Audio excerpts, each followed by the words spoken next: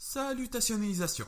Comment ça va? Encore un vidéaste qui comprend pas que ses abonnés peuvent pas lui répondre en temps réel. Alors aujourd'hui, on lance les bonus RGC. Le concept est simple. Si j'ai envie de parler de quelque chose qui irait dans aucune de mes autres vidéos, c'est pour les bonus. Et il me semble que c'est à rentrée scolaire bientôt. C'est le bon moment pour parler de quelque chose qui a rapport avec le début de l'année scolaire, Poudlard. On va classer mes 10 super-héros préférés dans les maisons de Poudlard. En réalité, il n'a pas envie de travailler, alors il a décidé de faire un top. C'est un détail, Salty.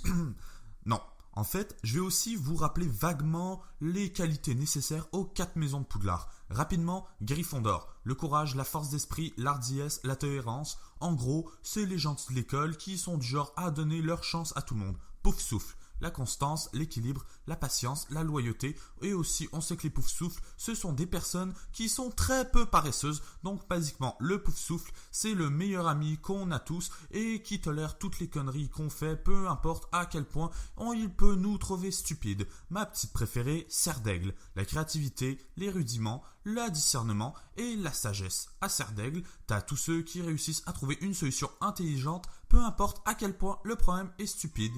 Et si j'étais mauvaise langue, j'aurais tendance à dire que Serre d'Aigle ramasse derrière les 3 autres maisons. Mais hey, Serpentard! L'ambition, la ruse, la détermination, la finesse, un Serpentard est prêt à tout pour arriver à ses fins.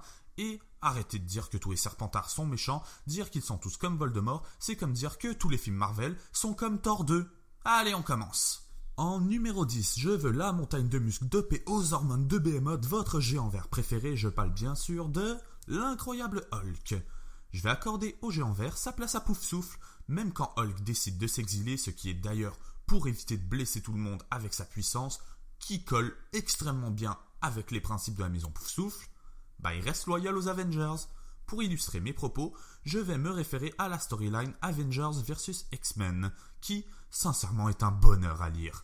Captain America et le reste des Avengers vont demander de l'aide à Hulk, et sans hésiter, il répond, grossièrement traduit, « Oui. Hulk va cogner pour toi. » On reste dans les mêmes couleurs avec mon numéro 9 Green Lantern. Vous vous demandez duquel je parle?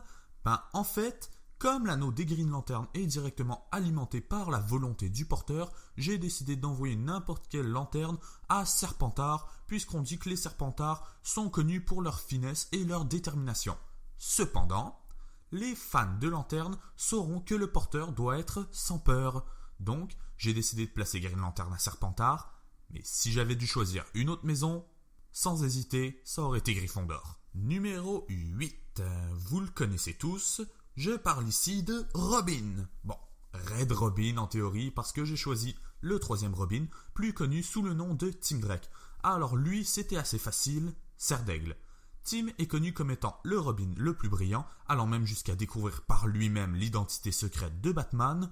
Aussi, attention spoiler, il est allé jusqu'à rediriger une armée de drones au complet vers lui, sachant que les machines arrêteraient leur carnage une fois leur cible abattue. Bon ok, il est mort, mais quand même. Dans la storyline, on découvre aussi qu'il attendait une réponse d'une grande université qui s'est révélée être positive. Donc, je crois que Red Robin a sa place à Serre d'Aigle. N'empêche, le géant vert, Green Lantern et maintenant Red Robin, cette vidéo est colorée. Sur cette blague très peu hilarante, on passe à mon numéro 7, Doctor Strange. J'ai énormément hésité à savoir s'il devait aller à Serre d'Aigle ou à Serpentard. Et finalement, c'est Serre d'Aigle qui l'emporte en raison de son titre de sorcier suprême. Doctor Strange est un homme extrêmement intelligent qui a étudié comme un malade mental pour en arriver où il est. Vous imaginez, vous êtes fait je sais pas combien d'années d'études pour devenir chirurgien, et d'un coup, à cause d'un accident, vous devez réétudier des milliers de pages de grimoire, et en bout de ligne, c'est dur de passer de simple chirurgien à sorcier le plus puissant de l'univers, mais ça reste quand même pas mal. En 6e position, on passe au mutant canadien préféré des fans. Non, pas lui, l'autre mutant canadien préféré des fans, je parle de Wolverine. Au début, il devait aller à Pouf-souffle, mais après mûre réflexion, j'ai compris que la place de Wolverine se trouvait à Gryffondor. Déjà, quand dans ta première apparition, t'essayes de péter la gueule de Hulk au KLM, on peut dire que la partie courage est présente. C'est dans sa hardiesse que Wolverine brille cependant dans cette maison. La hardiesse, c'est l'audace et l'intrépidité. Wolverine, c'est le genre de personne qui va tuer si nécessaire et qui n'aura pas peur de sacrifier une vie pour en sauver des milliards. Encore une fois, je vous renvoie à Avengers vs X-Men. Wolverine est toujours prêt à faire ce qui est nécessaire pour gagner, ce qui, sans les autres qualités nommées plus haut, ça lui vaudrait une place de choix à Serpentard. Mais comme elles sont présentes et que c'est son courage qui brille pour moi, Gryffondor. À la moitié du classement en numéro 5, on a Nightwing. Pour ceux qui ne savaient pas, Dick Grayson, le premier Robin, est devenu Nightwing une fois l'âge adulte atteint. Je crois que Nightwing est parfait pour intégrer la maison Poufsouffle. Même après s'être affranchi de Batman, il est resté loyal à son mentor. Il agit en grand frère pour toute la Bat Family et il est présentement le leader des Titans. Mais il est quand même toujours présent si les Teen Titans en ont besoin. Batman, même chose, et même Superman a besoin de son aide une fois de temps en temps au KLM. Ah ouais, et il y a aussi le fait qu'il aide à former des jeunes héros avec des habilités qui se battent dans les rues en ce moment, mais ouais, j'ai pas trop suivi cette storyline, donc si quelqu'un a envie d'expliquer, la zone commentaire est ouverte comme d'habitude. Par contre, ce que ça nous montre, c'est que Dick Grayson, aka Nightwing, est quelqu'un de très peu paresseux vu qu'il manage à tenir 3 équipes à la fois, et qu'il est toujours présent pour ses compagnons super-héros, des qualités qui sont indéniables pour les membres de la maison Poufsouffle. Il rate d'une seule place notre top 3. En numéro 4, voici sûrement votre préféré à vous, Batman. Il aurait sa place à Serdaigle. Mais, étant une personne ayant toujours 45 plans de secours, qu'il sort de je sais pas où, et sans parler de toutes ses ruses, on pense notamment à la gomme de kryptonite qu'il crache dans l'œil de Superman, Batman rejoint Serpentard. Aussi, je vous renvoie à Superman Batman Apocalypse. Darkseid lui-même, le gros méchant de l'univers d'ici, va dire à Batman qu'il est le seul capable de faire exploser une planète au complet pour arriver à ses fins. La détermination de Batman est ce qui lui taille une place de choix à Serpentard. Ah, et aussi il y a son code d'honneur, ne pas utiliser d'armes à feu et ne pas tuer, même si c'est beaucoup plus facile. Ça prouve encore une fois que Batman croit vraiment en ce qu'il croit et qu'il ne va pas se permettre un seul écart. La détermination, Serpentard, tout ça, vous avez suivi. Notre numéro 3, le Scarlet Speedster. Je parle de Flash. Lequel des 4 Flash ?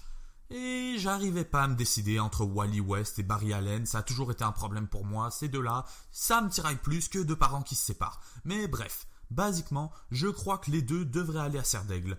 Cette maison prône la créativité. Et les 2 Flash sont des personnes qui trouvent toujours une manière originale d'utiliser leur super pouvoir, que ce soit reconstruire un immeuble en 30 secondes, courir sur des nuages ou autre. Barry Allen a fait ses preuves.